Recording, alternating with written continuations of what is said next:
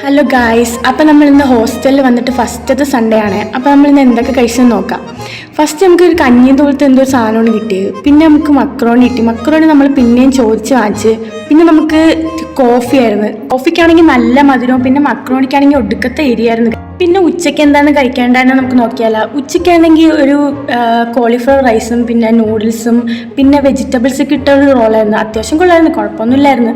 പിന്നെ നമുക്ക് കൊക്കക്കോള തന്നെ നോക്കി ഒരു സുന്ദരനായ ഒരു ചുരിദാറൊക്കെ ഇട്ടൊരു അപ്പൂപ്പൻ. സൺഡേ ആയതുകൊണ്ട് ഫുഡ് അത്യാവശ്യം നല്ല കൊള്ളായിരുന്നു. പിന്നെ ഈവനിങ് നമുക്ക് ചായ കിട്ടി. ചായ മാത്രമേ ഉണ്ടായിരുന്നുള്ളൂ. പിന്നെ നമുക്ക് രാത്രി കഴിക്കാൻ റൈസും പിന്നെ പനീർ കറിയും പിന്നെ എന്തൊക്കെയോ കറിയൊക്കെ ഉണ്ടായിരുന്നു. നമ്മൾ നാട്ടിൽ പോലത്തെ ഒന്നും അല്ല, വേറെ റൈസൊക്കെയാണ്.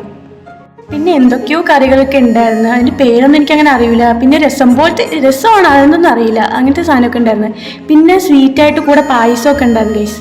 പിന്നെ നമ്മുടെ നാട്ടിലും ഇവിടെയും കോമൺ ആയിട്ട് കിട്ടുന്ന ഒരു സാധനമാണ് ചപ്പാത്തി. അതൊക്കെ ഉണ്ടായിരുന്നു. അതെങ്കിലും ഉണ്ടായിരുന്നല്ലോ നമ്മുടെ നാട്ടിലെ ഫുഡായിട്ട്. അപ്പോൾ ഇന്ന് ഇത്രയൊക്കെ ഉള്ളൂ. Bye bye guys.